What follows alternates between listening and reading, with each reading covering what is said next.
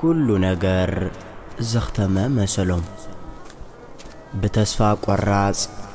ኤማሁስ ናብ እትበሃል ዓዲ ይኸዱ ነበሩ በቲ ኩሉ ዘጋጠመ ነገር እንዳስተንተኑ ጉዕዞኦም ቀጸሉ ኢየሱስ ኣብ መገዶም ተሐወሶም እሞ ቅርብ ብምባል ድማ እዚ እናኸድኩምን እናጓሃኹምን ንሓድሕድኩም እትዛረብዎ ዘለኹም ዘረባስ እንታይ እዩ በሎም እዚ ምስ በሎም ኣብ መንገዶም እቲ ኩሉ ዘጋጠመ እንዳዕለልዎ ጉዕዞኦም ቀጸሉ እቲ ንእስራኤል ዘድሕን ንሱ እዩ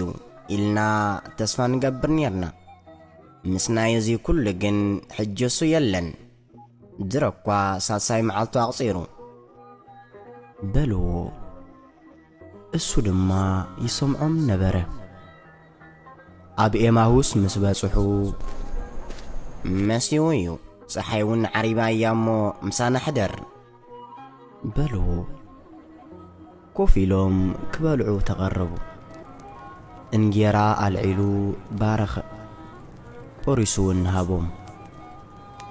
ሽዑ ኣዕይንቶም ተኸፈታሞ ኣለለይዎ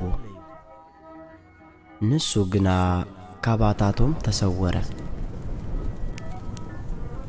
ልብና ዶ ኣብ ውሽጥና ይተቓጸለን እዚ ኩሉ ግዜ እሱ እዩ ምስኦም ዝነበረ እቲ በዓል ቤት